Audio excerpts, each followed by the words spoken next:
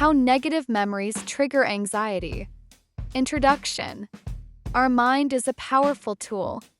It can bring us peace, happiness, and inspiration, but it can also lead us into fear, anxiety, and emotional pain. One of the most critical aspects of our mental health is understanding how thoughts and experiences shape our emotions and memories. Many people wonder why specific thoughts make them feel anxious or panicked, even when there's no actual danger in front of them. The answer lies in how our body and mind store memories, especially painful or harmful ones.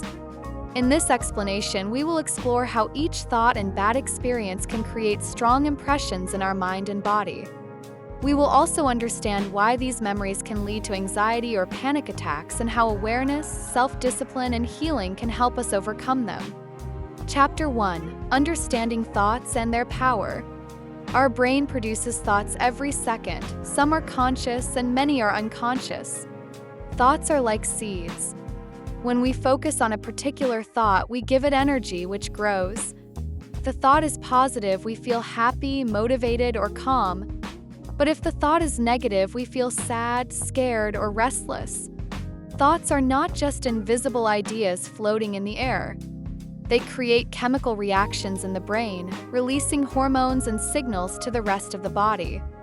That's why a single thought can make your heart race, palms sweat, or stomach tighten. Even though thoughts seem small, they can shape our entire emotional state. Repeated negative thoughts act like drops of poison. Over time, they build up a toxic mental environment, creating inner tension, fear, and emotional discomfort. Chapter 2. How bad experiences affect the mind. When we experience a painful experience, like being hurt, rejected, insulted, or frightened, our mind records everything: the place, the sounds, the people, and especially the emotions. This recording is not just in the brain, it also gets stored in the body. That's why people often say, "I feel it in my chest," or "my stomach turns when I remember it." These expressions are not just poetic, they are scientifically true. The body remembers trauma. Every bad experience leaves a mark. Some are small and some are deep. The more intense the emotions, the deeper the memory is recorded. Our subconscious mind, which controls much of our behavior, stores these memories like files in a cabinet. However, unlike a standard cabinet, these files can open unexpectedly when a similar situation or even a thought reminds us of them. Chapter 3. The connection between mind and body. Our body and mind are not separate. They are connected like software and hardware in a computer. When the mind receives a message, a fearful thought, the body reacts immediately. The nervous system controls this connection. Specifically, the sympathetic nervous system is responsible for the fight or flight response. This is the survival system that gets activated when we feel threatened. For example, if someone once had a panic attack in a crowded mall, their mind might start associating all malls or crowds with danger. The next time they enter a mall, the body reacts with a fast heartbeat, short breath, or dizziness, even if nothing is wrong. Why? Because the mind remembers that place as dangerous and sends signals to the body to prepare for escape. This reaction is automatic, even if the person consciously knows they are safe. Chapter 4. Memory storage and emotional triggers. Emotions strengthen memories.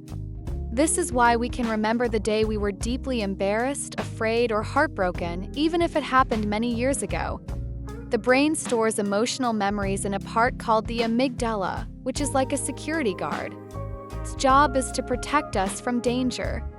When we face something painful, the amygdala gets activated and makes a strong mental note: "This is dangerous, avoid it." Problem is that the amygdala does not think logically.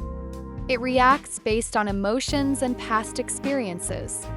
So, even a harmless situation can be seen as a threat if it reminds us of something painful.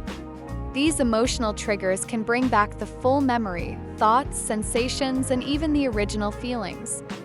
This is why people sometimes get anxiety or panic attacks when they hear a sound, smell a perfume, see a face, or enter a location that is connected to a past adverse event. The memory gets unlocked and the body goes into defense mode. Chapter 5: Anxiety and Panic Attacks, the Unseen Reaction. Anxiety is like an alarm system in the body. It tries to warn us of danger. But when it becomes too sensitive, it rings even when there's no real danger. Panic attacks are sudden and intense waves of fear and physical symptoms. They can happen from nowhere or be triggered by a memory or thought. Here's what happens during a panic attack. The mind remembers a scary event or has a fearful thought. The body reacts as if it's in danger. Fast heartbeat, shallow breathing, chest tightness, dizziness, sweating. Person starts to feel even more afraid because they don't understand why this is happening. This creates a loop. Fear causes physical symptoms which cause more fear. This loop is created by memory and emotion. The original fear may have come from a real situation, but the panic attack now happens because the mind relives the memory. Chapter 6: The Role of the Subconscious Mind. The subconscious mind controls 90 to 95% of our daily actions. It works like a background program. It records every experience, especially those that have strong emotions. Even if we consciously forget something, our subconscious remembers. So when we say, "I don't know why I feel this way," it's often because the subconscious reacts to something buried deep inside.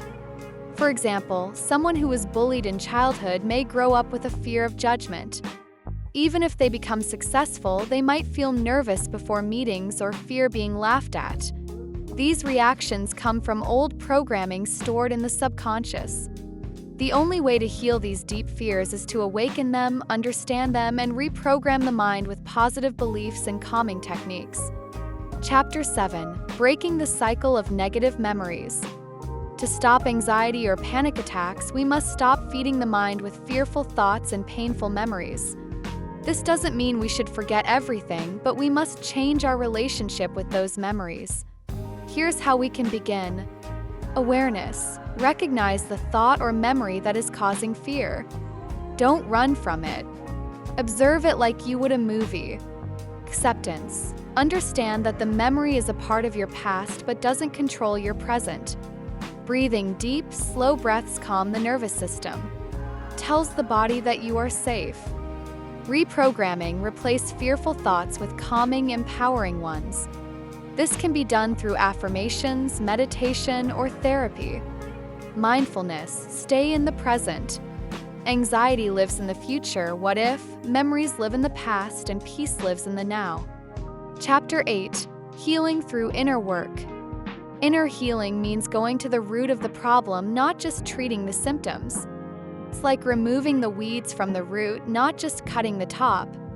We all carry emotional wounds, and healing them requires patience and self-love.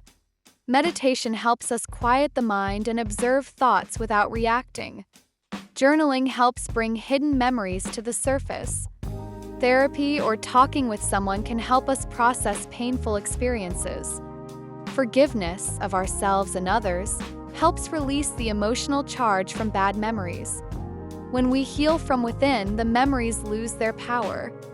They become lessons, not triggers. Chapter 9: Transforming Fear into Strength.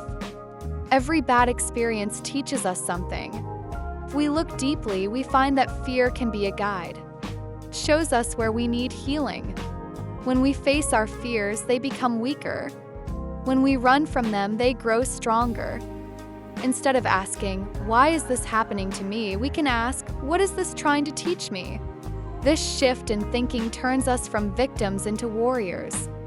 We stop being controlled by our past and start creating a better future. We must remember, thoughts are just thoughts, they are not reality. Memories are just stored images, they are not happening now. We have the power to choose how we respond. Chapter 10: Building a Peaceful Mind and Body. To stay free from anxiety and panic, we need to train the mind like we train the body. This includes daily meditation or breathing exercises, positive self-talk, avoiding harmful content or toxic people, regular physical activity, enough sleep, and a healthy diet. Just like bad habits create anxiety, good habits create peace. It's all about repetition and discipline. With practice, the mind learns to stay calm even when facing old memories. The body learns to feel safe even when thoughts try to create fear. Conclusion: each thought and bad experience leaves a mark on our body and mind. When we don't heal or process them, they turn into emotional traps, triggering anxiety or panic whenever we face something similar. But we are not slaves to our memories. We can heal, reprogram, and rise above our fears. By understanding how the mind and body store emotions, we can start to break free from the grip of anxiety. We can build a strong, peaceful, and fearless mind through awareness, breathing, and daily practice. Remember, thoughts are not facts. Your past does not define your future. Healing is possible and peace is within reach. Thanks for your time. See you later.